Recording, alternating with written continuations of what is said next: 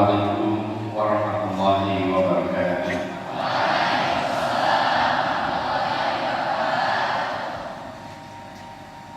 Alhamdulillah, alhamdulillahilladzi arsala rasulahu bil huda wa dinil haqq liyudhhirahu 'ala dini kullihi wa kafa billahi shahida.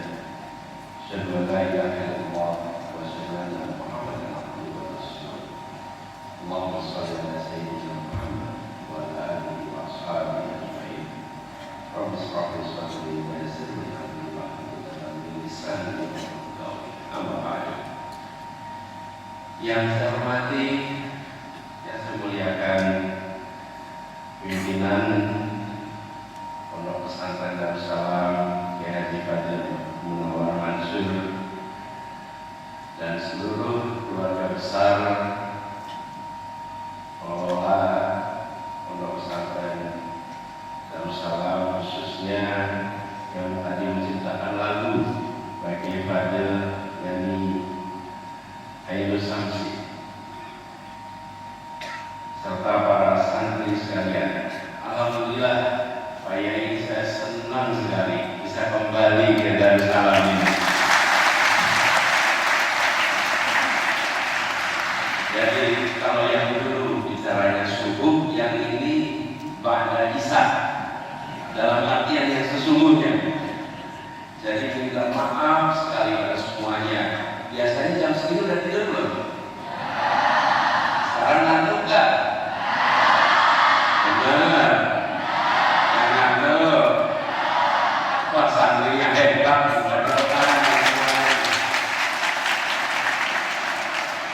Jadi jam setengah 12 belum ngantuk kayaknya.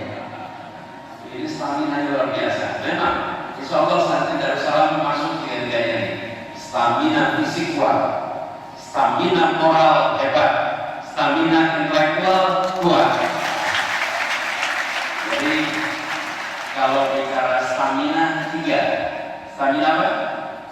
Fisik, stamina moral, stamina intelektual.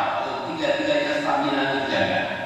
Dan betul, kalau kita belajar, bila di situ ada semangat, maka tidak ada lelah, tidak ada capek. Contohnya, saya sering ditanya, capek enggak?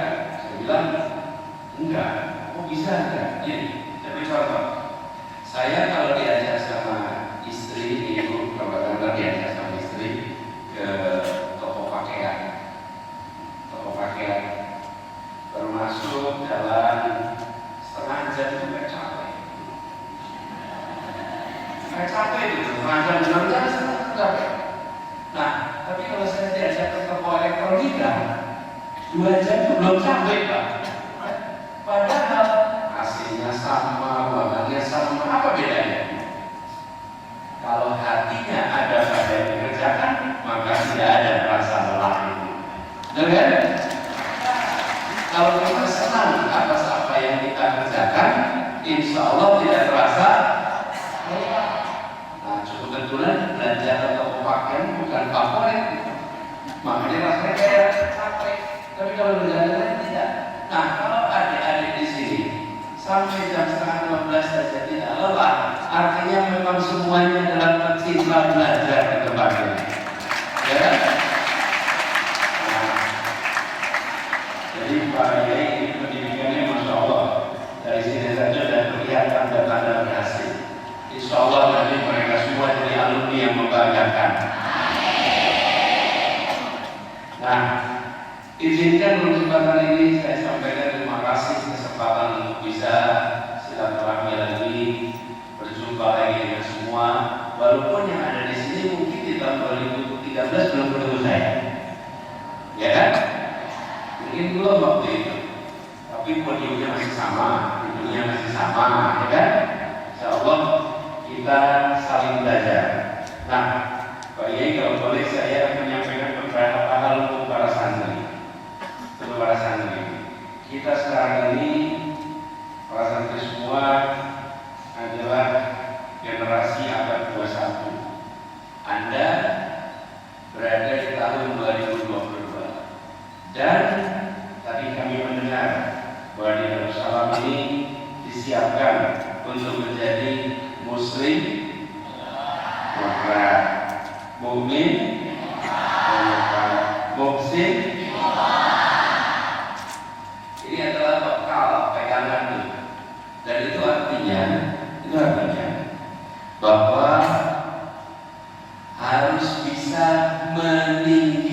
tuliskan mimpi. Dan semua tuliskan mimpi Anda. Tuliskan mimpi. Jangan takut menuliskan mimpi. Lokasi lahir boleh di mana saja, tapi mimpinya harus tinggi, setinggi langit. Itu mimpinya. Tuliskan apa cita-cita, apa rencana. Kalau boleh usul, nanti boleh dikembalikan ke para pengasuh di Bayu. Kalau boleh usul, bikin CV. Pernah bikin CV? Pernah? Riwayat hidup? Pernah ya riwayat hidup ya? Kalau boleh saya titip kasih tugas buat semuanya. 1 lembar saja riwayat hidup dibikin, dikerjakan. Saya ingin usul pada semuanya. Tuliskan di selembar kertas seperti ini riwayat hidup Anda. Tuliskan lagi.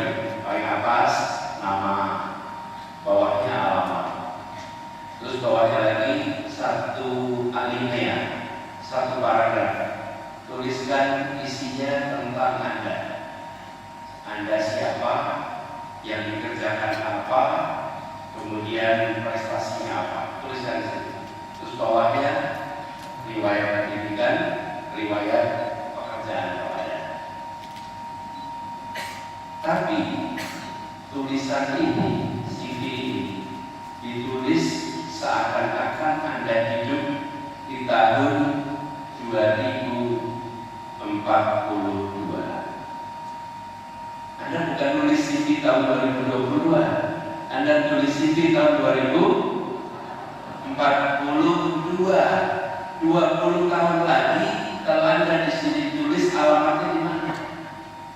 Kalau ditulis 1 kalimat, siapa Anda? Siapa Anda di situ? Jelaskan di situ siapa Anda. 1 kalimat, 1 paragraf. Anda siapa? Lalu tuliskan pendidikan Anda apa, pekerjaan Anda apa. Yang dituliskan di sini sebenarnya adalah bukan sekedar CV, bukan sekedar riwayat hidup. Yang Anda tuliskan adalah rencana perjalanan 20 tahun ke depan. Rencana perjalanan dibalik. Tahun 2035 sampai 2042 apa? Tahun 2030 sampai 2035 apa?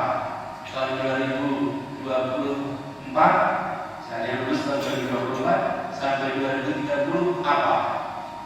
Anda bayangkan ke depan. Umat Islam sering mengalami kekalahan bukan karena tidak mampu, tapi karena tidak membaca perubahan zaman. Dan kami berharap para santri Darussalam adalah anak-anak yang dari sekarang terbiasa membaca dan menyiapkan perubahan zaman. Siapkan itu dari sekarang. Jadi saya usul 1 lembar saja. Dan 1 lembar ini kalau sudah jadi tidak usah diposting kemana-mana. Karena kalau diposting belum tentu yang komentari posting. Simpan saja, jangan diposting. Tapi jadi pegangan. Dengan cara begitu Anda membayarkan 20 tahun yang akan datang. Dan ini tantangan kita ya Pak Yai pendidikan. Di pendidikan kita anak-anak kita ada 21. Yang anak-anak 21. Lahirnya tahun berapa nih kira-kira? 2005, 2004, 2006, sekitar itu ya. Anak-anak abad 21. Ini masalah di pendidikan kita. Muridnya abad 21, gurunya abad 20, tapi bangunan sekolah kita abad 19. Abad 19. Sekelas kita itu diatur seperti kelas-kelas abad 19. Gurunya abad 20, anaknya abad 21. Jadi dalam satu tempat pembelajaran ada 3 abad ini.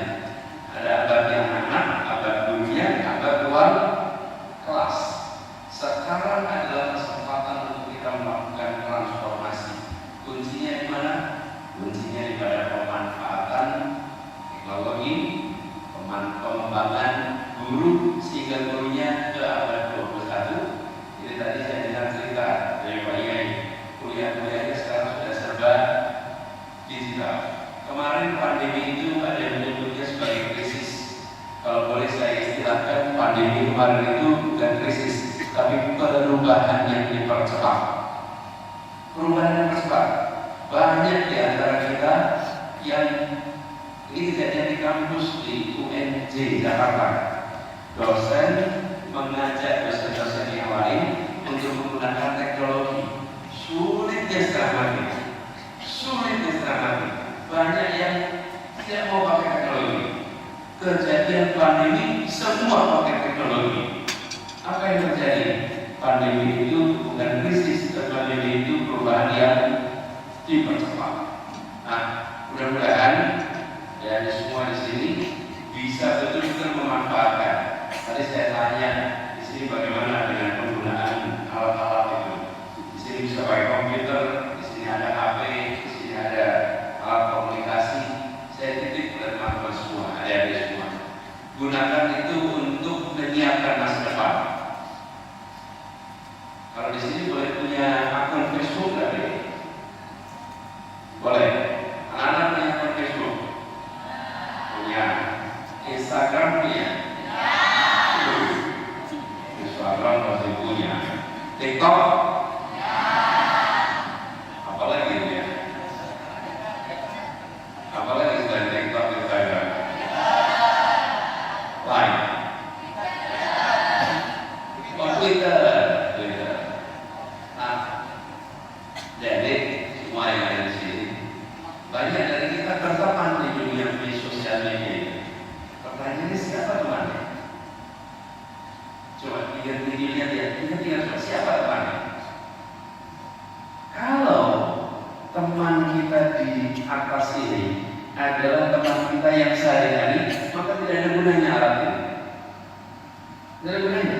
Temannya sehari-hari bertemu. Kalau teman-teman kita ini, teman SD, teman SMP, maka alat ini menjadi alat untuk merawat masa lalu. Merawat masa lalu. Tapi kalau Anda berteman dengan para ahli di tempat-tempat lain, berteman dengan pelajar-pelajar, santri-santri di tempat-tempat lain, apalagi luar Indonesia, maka Anda menggunakan alat ini untuk membangun masa depan. Itu yang harus kita katakan. Jadi kalau saya boleh usul pada dari semua, siapkan untuk menggunakan alat ini. Gunakan bahasa internasional. Apalagi dalam Islam ini kan anak-anak belajar bahasa internasional. Manfaatkan untuk bisa tersambungkan dengan yang internasional. Karena sekarang adik-adik harus membayangkan warga 3 dunia. Dunia pertama Ciamis, itu dunia pertama. Anda warga dunia kedua, Anda warga Indonesia. Ada dunia ketiga, namanya warga seluruh dunia. Kadang-kadang kita cuma membayangkan, oh saya 2 warga Ciamis dan warga Indonesia. Harus bisa membayangkan dunia, sehingga nanti seperti para alumni Darussalam yang sebelumnya, yang berkiprahnya bukan hanya di Ciamis, bukan hanya di Indonesia, tapi berkiprahnya di wilayah internasional. Siapa yang berkiprah di internasional? Anak-anak yang berpikirnya saya adalah warga dunia, bukan hanya warga Ciamis, bukan hanya warga Indonesia. Nah, kita ingin agar ke depan anak-anak kita mengantisipasi perubahan zaman, memanfaatkan teknologi untuk tersambungkan dan belajar dari semua, dan menyiapkan diri untuk menjadi warga dunia. Dan belajar itu selalu menantang. Saya sering kadang-kadang menceritakan bahwa masa sekolah, masa nyantri, masa belajar itu berat dijalani, enak diceritakan. Menjalaninya sering terasa berat. Adik-adik semua di sini, adik-adik seberat-beratnya yang adik-adik jalani di Darussalam ini, sudah ada generasi sebelum Anda. Saya sering bilang, kalau yang sebelumnya bisa lulus tuntas, insya Allah yang sekarang juga bisa tuntas dan hasilnya membanggakan. Amin, insyaallah. Tapi saya ingin pesan, kadang-kadang kita menjalani sesuatu yang sulit, penuh tantangan. Saya pesan buat semuanya, jangan jadi santri yang nganggur, jangan jadi santri yang waktunya longgar. Jadilah santri yang sibuk, santri yang waktunya penuh dengan kegiatan, santri yang betul-betul energinya habis dimanfaatkan untuk berbagai macam aktivitas. Saya sering menggunakan analogi, pernah mendengar batu bara? Pernah. Pernah mendengar permata? Pernah. Itu batu bara dan permata, unsur kimianya serupa, tapi yang satu namanya batu bara, timbangannya kalau dijual itu ton. Kalau jual batu bara itu ton, tidak ada jual batu bara gram. Mau beli batu bara berapa gram? Pasti kalau batu bara itu ton. Kalau permata, kalau dijual pasti gram. Tidak ada yang jual permata ton, gram. Sama-sama unsurnya. Yang satu nilainya tinggi, timbangannya gram. Yang satu timbangannya ton, harganya murah. Apa yang membedakan? Yang satu digembleng dengan suhu tinggi, digembleng dengan tekanan tinggi di bawah permukaan bumi. Yang penuh dengan gemblengan, dia jadi permata. Yang tidak digembleng, yang tidak ada tekanan tinggi, tidak ada suhu tinggi, dia jadinya batu bara. Tempat ini, Pondok Darussalam ini adalah tempat gemblengan untuk kalian menjadi permata-permata umat di masa depan. Jadi kalau di sini lagi digembleng, lagi penuh tantangan, Anda bilang ke diri sendiri, insya Allah nanti saya jadi permatanya umat.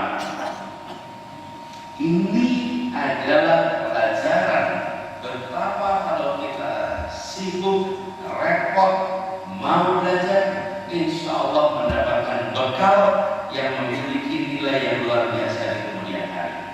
Ini adalah bagian dari kita menyiapkan untuk ke depan yang lebih baik. Dan insya Allah dari semuanya kita sama-sama sadar, tadi disampaikan oleh Pak Ini juga, bahwa pendidikan itu kuncinya. Bangsa Indonesia akan maju, hanya akan maju bila pendidikannya maju. Bila pendidikan maju. Dan Darussalam ini salah satu pondok pesantren yang membanggakan karena pendekatannya sejak awal progresif sekali. Beruntung adik-adik bisa belajar di Darussalam ini. Dengan begitu adik-adik bisa menyiapkan untuk ke depan yang baik.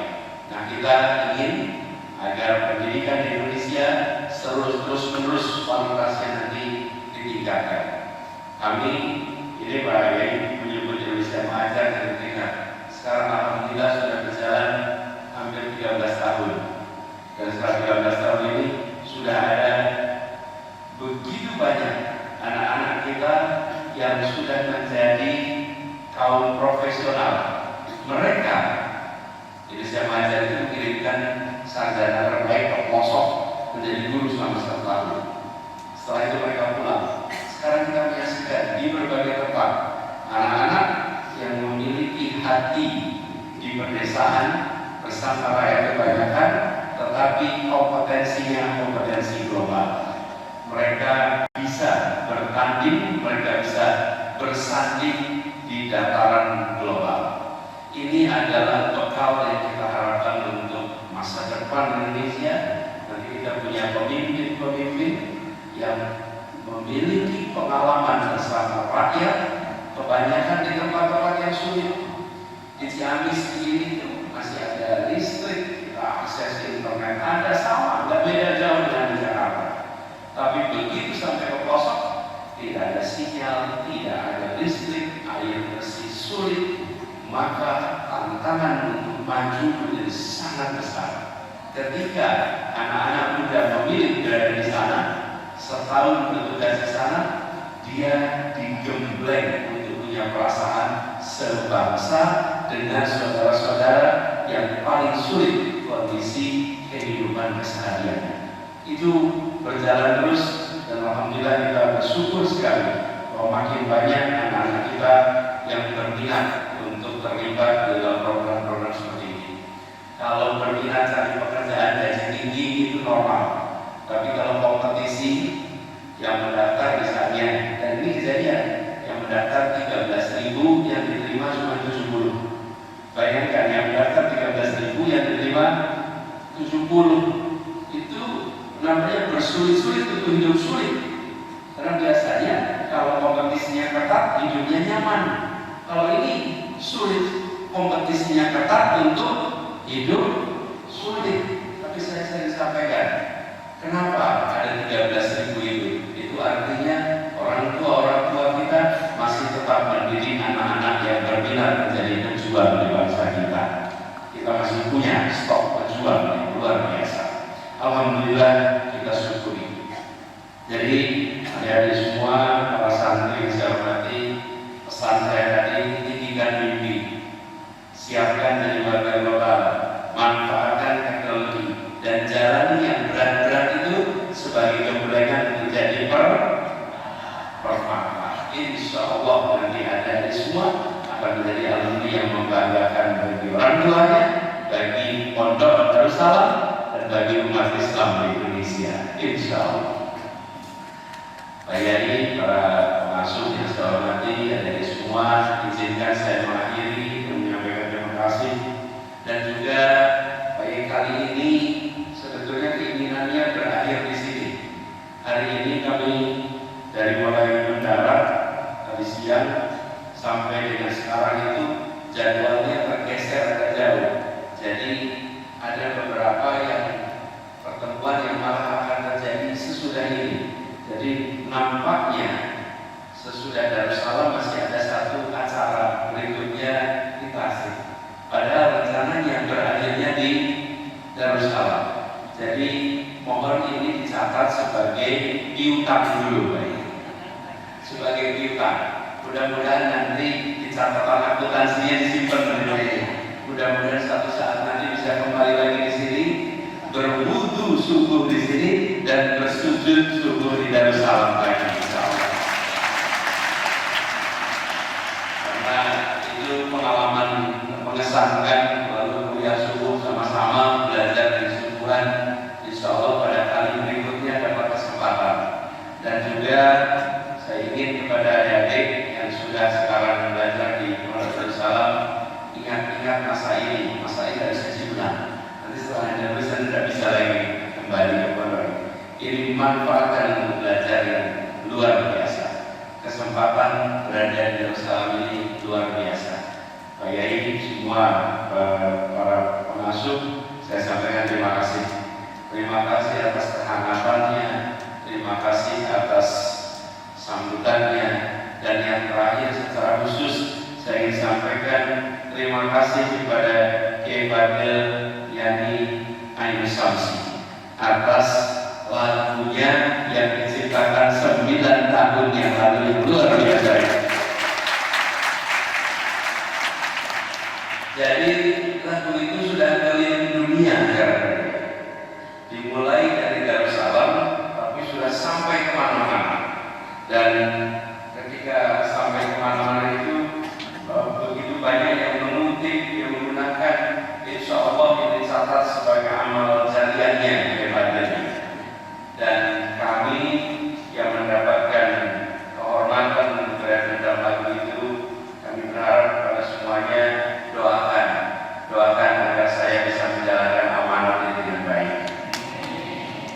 Doakan agar bisa menjalani ini dengan tuntas istiqomah. Dan kalau boleh saya cerita sedikit dan tambahkan kepada adik. Saya dulu ketika masih sekolah relatif sering sibuk adik. Dan kesibukan itu zaman sekolah dirasakan manfaatnya saat ini. Saat saya sudah mulai selesai belajar, saat saya mulai bekerja itu terasa sekali bekal selama pendidikan yang penuh dengan tantangan itu terasa manfaatnya. Misalnya, sebagai contoh, ketika kami bersekolah dulu, itu jelas saya sekolahnya di Jogja. Di Jogja ini saya ikut OSIS, dapat tugas bagian seksi pengabdian masyarakat, tepatnya SMP 5 di Kiribasono. Pengabdian masyarakat itu saya pikir waktu ikut ya bagian ngurusin, belum konkret apa kira-kira ini. Ternyata pengabdian masyarakat itu tugasnya mengumpulkan uang kalau ada warga sekolah yang meninggal keluarganya. Kalau ada yang meninggal, pengabdian masyarakat itu dapat tugas keliling ke semua kelas baca pengumuman. Terus sudah baca pengumuman, ada 2 orang yang membawa kotak terima sumbangan untuk diberikan kepada yang sedang mengalami duka. Nah, saya SMP kelas 1 itu kalau masuk ke kelas bawa kertas ada tulisan telah meninggal dunia, nama siapa. Itu pas pertama lagi maju di kelas, kertasnya goyangnya ini telah meninggal dunia. Ini pertama kali muter. Dilakukan satu angkatan 10 kelas. Jadi kalau SMP 30 kelas, 30 kelas muter. Sampai akhirnya saya sudah tidak lagi bergetar tangannya. Kalau maju masuk langsung umumkan cukup baca namanya. Nanti ketemu lagi masalah baru, gurunya sebagian enggak. Baru mau masuk kelas udah kelihatan gurunya enggak. Kita dorong-dorongan siapa yang mau ngetok. Karena kalau ngetok itu dimarahin dulu sama gurunya. Kamu nggak masuk kelas lagi ya? Lalu jelas mana yang meninggal kok. Yang meninggal tugas kita kan keliling kabarin kita juga datang untuk ketemu guru yang dalam. Masalah berikutnya, kalau sudah terkumpul, kita saat SMP mengantarkan ke keluarga yang berduka. Coba bayangin, anak kelas 1 SMP bawa sumbangan, ketemu mau gimana coba? Atas nama keluarga besar, SMP berapa, menyampaikan duka cita, dan ini adalah sekedarnya, kira-kira gitu disampaikan. Terus pulang kelas, ketinggalan pelajaran. Pinjam catatan, fotokopi catatan. Apa yang terjadi? Di dalam OSIS kami bertiga ini, seksi pengabdian masyarakat, bukan bagian yang keren. Yang keren itu ketua OSIS, sekretaris OSIS pun itu keren, bendahara pun itu keren, ketua bidang pun itu keren. Tapi anggota pengabdian masyarakat nggak keren sama sekali. Nggak ada yang pengen jadi anggota pengabdian masyarakat. Tapi apa yang terjadi? Dari seluruh sekolah, 3 anak paling berpengalaman public speaking, salah satunya saya. Iya. Tapi 3 anak paling sering ketinggalan pelajaran. Kalau ketinggalan pelajaran terjadi apa? Negosiasi. Iya. Sama teman, boleh dong pinjam catatan, bicara sama teman, boleh dong pinjam catatan. Ini berarti kalau saya dijebin, besok kita yang ini, besok kita yang ini, besok kita yang ini. Betul kan? Karena sering ketinggalan. Terus apa? Yang lain belajarnya nyaman, saya harus belajar ekstra karena sering ketinggalan. Dan itu terjadi berkali-kali sampai akhirnya jadi keterampilan tersendiri, keterampilan mengejar pelajaran, keterampilan untuk berbicara di depan orang banyak. Dan itu bayi kalau masuk ke ruang kelas 3 dibully bayi. Apa dibully? Saya ini baru masuk kelas, satu kelas sudah bilang telah meninggal dunia. Wajah kami itu wajah kematian. Karena kalau anak ini datang pasti berita duka, pasti nggak mungkin berita yang lain, pasti berita duka. Jadi kita belum ngomongin sekelas bilang telah meninggal dunia. Kadang-kadang kalau ke kantin itu, ini datang nih yang telah meninggal dunia.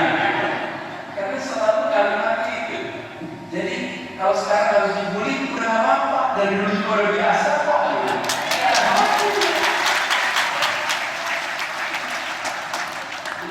Adik-adik, saya cerita, jangan pernah anggap enteng pengalaman jenis apapun di masa sekolah. Nggak usah menjadi keren-keren itu. Belum tentu yang keren-keren itu mesti pengalaman yang hebat. Tapi apapun yang ditugaskan, jalani dengan sebaik-baiknya. Insya Allah itu jadi manfaat bagi kita semua. Jadi itu tambahan cerita sedikit kajian di ujung. Sekali lagi saya sampaikan terima kasih. Insya Allah Darussalam makin maju. Insya Allah para santrinya juga nantinya akan menjadi pribadi-pribadi yang memberikan manfaat.